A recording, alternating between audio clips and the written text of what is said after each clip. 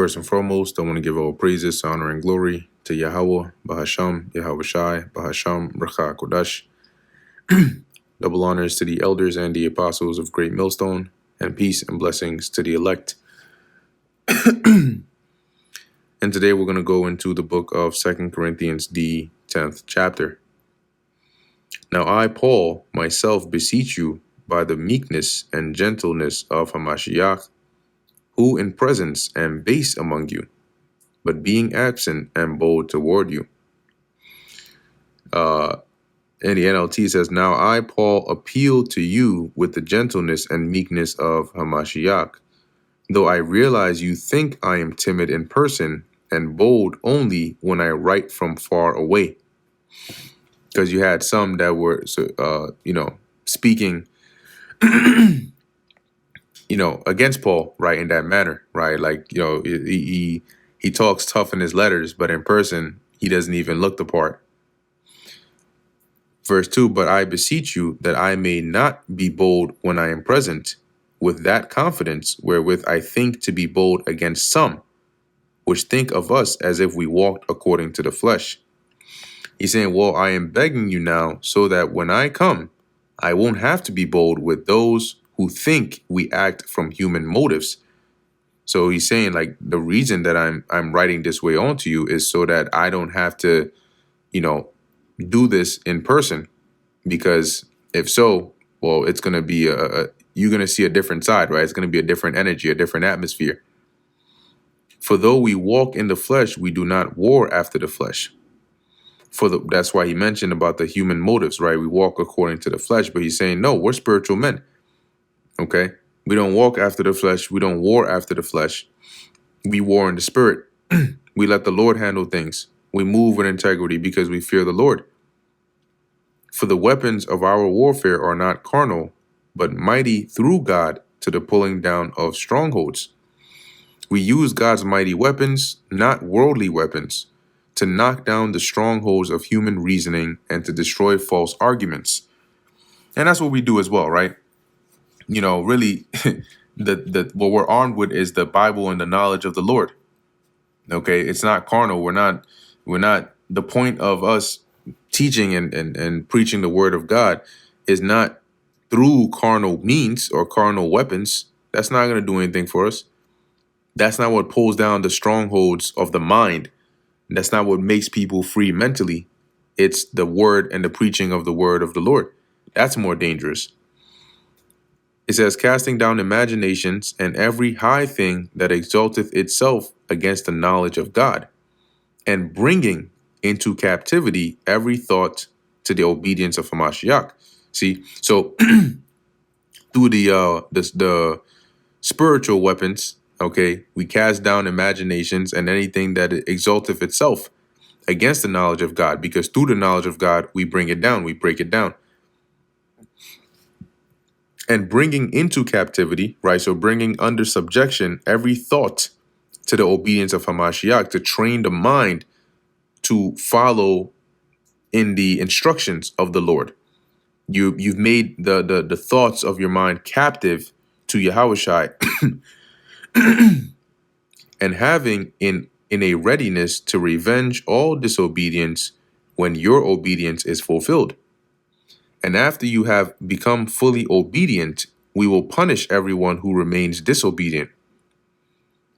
Do ye look on things after the outward appearance? If a man trust to himself that he is Hamashiach's, let him of himself think this again, that as he is Hamashiach's, even so are we Hamashiach's. Look at the obvious facts. Those who say they belong to Yahushai must recognize that we belong to Yahushai as much as they do, right? Because if anybody's speaking ill of us and they're claiming to be, one of Yahushai's, did you forget who taught you about Yahushai? So we are also of Yahushai's. For though I should boast somewhat more of our authority, which the Lord hath given us for edification, and not for your destruction, I should not be ashamed. It says that I may seem to be boasting too much about the authority given us by the Lord. but our authority builds you up, it doesn't tear you down. So I will not be ashamed of using my authority. Yeah, because Paul, would often, come in a humble sense when speaking to them or being amongst them. But he's letting them know, like, I still have authority, and I'm going to use it when needed because it's for your building up. It's for your edification. That I may not seem as if I would terrify you by letters, right? So the point of these letters is not to terrify you. For his letters say they are weighty and powerful, but his bodily presence is weak and his speech contemptible. See, so he was addressing some of the things they were saying concerning him, some of them that were amongst the Corinthians. It says here, for some say Paul's letters are demanding and forceful, but in person he is weak and his speeches are worthless. So in modern sense, they were talking shit about Paul. Let such an one think this, that such as we are in the in word by letters, when we are absent, such will we be also indeed when we are present. He says those people should realize that our actions when we arrive in person will be as forceful as what we say in our letters from far away. That's what you wanted, right? For we dare not make ourselves of the number or compare ourselves with some that commend themselves, but they measuring themselves by themselves and comparing themselves among themselves are not wise. Oh, don't worry. We wouldn't dare say that we are as wonderful as these other men who tell you how important they are. But they are only comparing themselves with each other, using themselves as the standard of measurement. How ignorant. So you had some, as he says, getting high-minded, comparing themselves, as though they were on some high level, speaking down about the Apostle Paul. And he's mentioning here that that's not wise.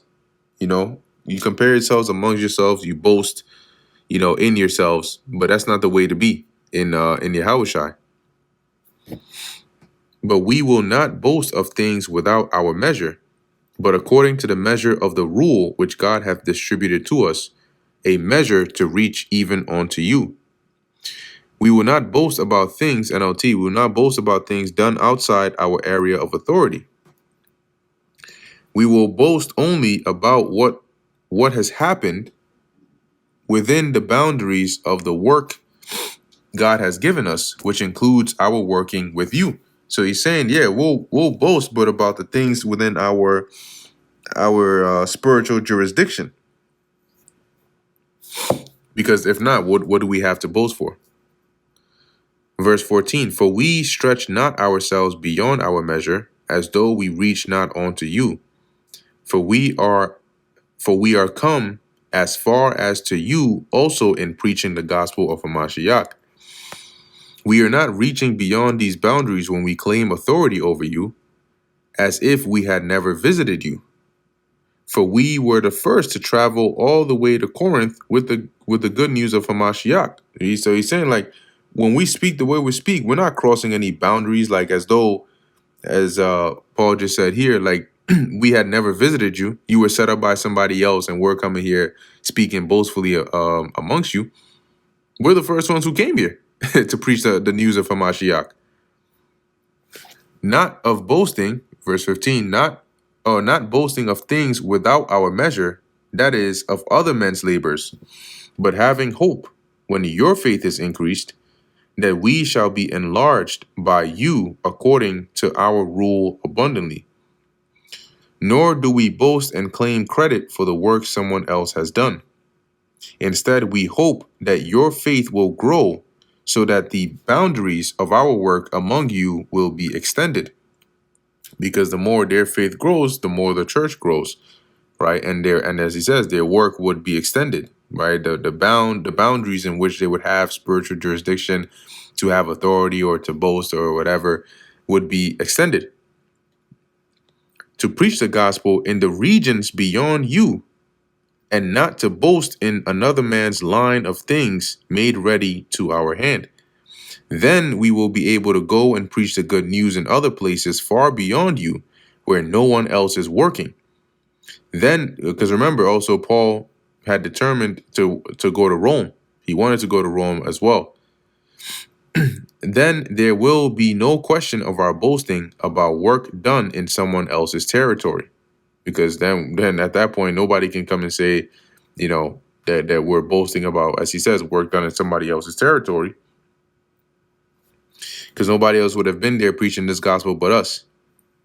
But he that glorieth, let him glory in the Lord. For not he that commendeth himself is approved, but whom the Lord commendeth. As the scriptures say, if you want to boast, boast only about the Lord. When people commend themselves, it does not count, or it doesn't count for much.